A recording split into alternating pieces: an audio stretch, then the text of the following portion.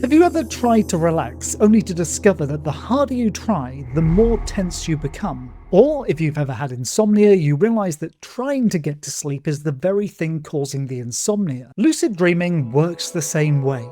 The more you chase it, the further away it gets. What if the real secret to lucid dreaming isn't trying harder, but learning to let go?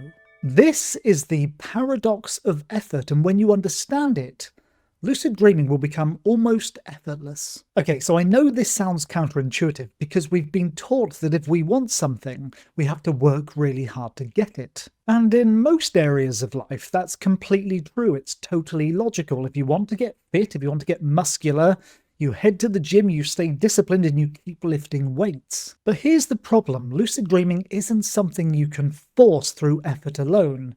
It's more like creativity or sleep. So today I'm going to teach you the Techniqueless technique, a way to learn how to lucid dream with less effort. And this might sound strange, but there's actual psychology and ancient wisdom behind this concept.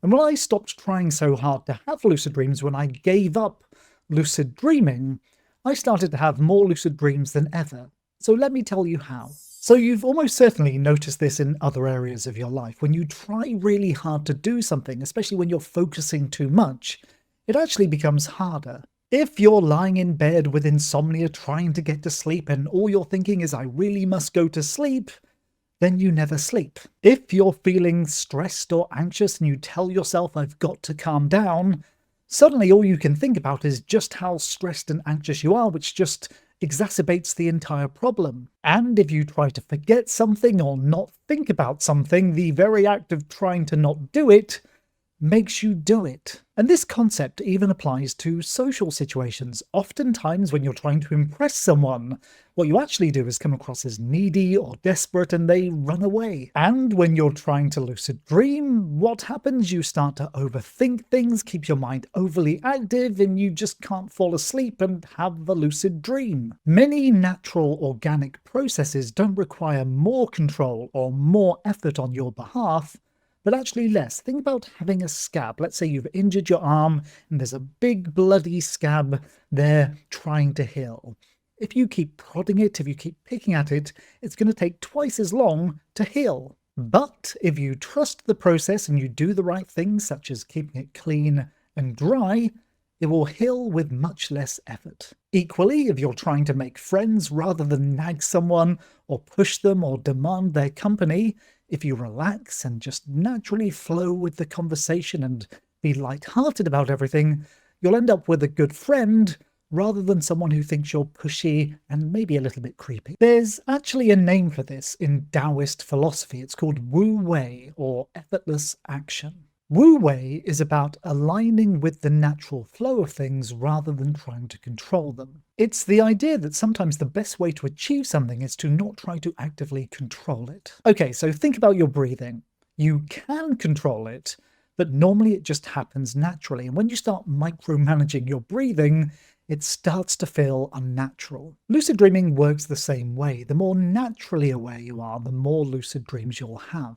Lucid dreaming is a really delicate state, somewhere between being awake and being asleep. It's like balancing on the edge of a dream. It's very similar to the process of falling asleep itself. If you keep interrupting that with, am I dreaming yet? You ruin the entire process and you're back to square one, wide awake. Also, if you obsess about the outcome, about having a lucid dream, if you're living in results-based mentality, you put lucid dreaming on a pedestal when it's actually something you naturally flow into. Think of it this way. If you went on holiday because you wanted to have a bit of fun, but you spent the entire holiday going, are we having fun yet? You'd never just relax into the process and have genuine fun. So there's another name for this principle. It's called flow state. Now, athletes and musicians are very familiar with this.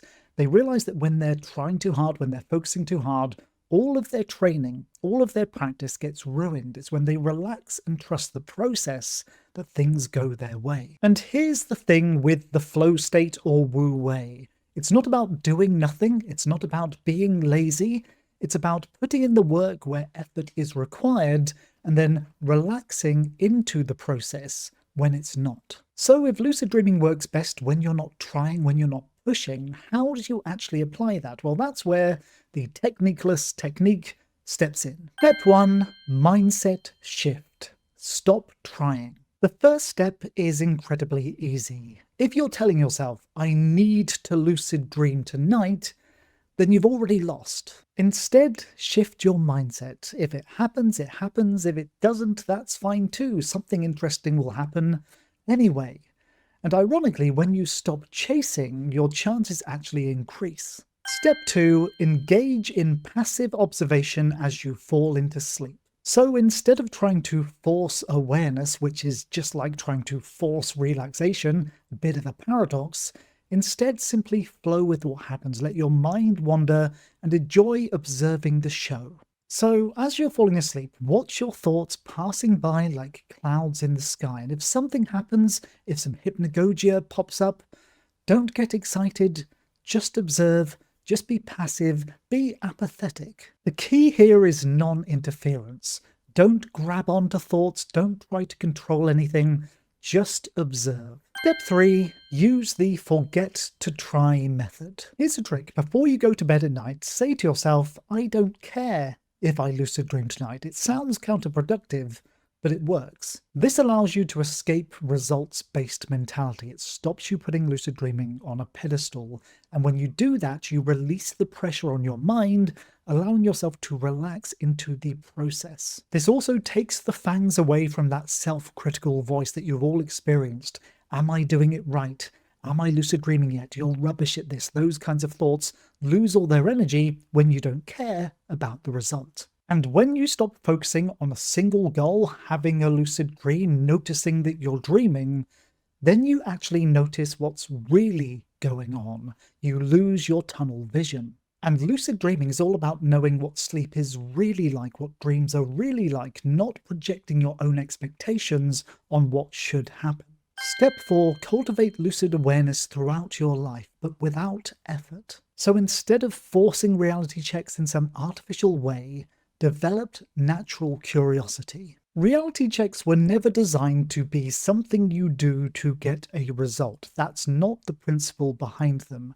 Reality checks are trying to get you to naturally question the nature of your reality, and the key word there is naturally. So every now and then the thought should just bubble up in your mind, maybe this is a dream right now, and you want this to be playful, without effort, and enjoyable.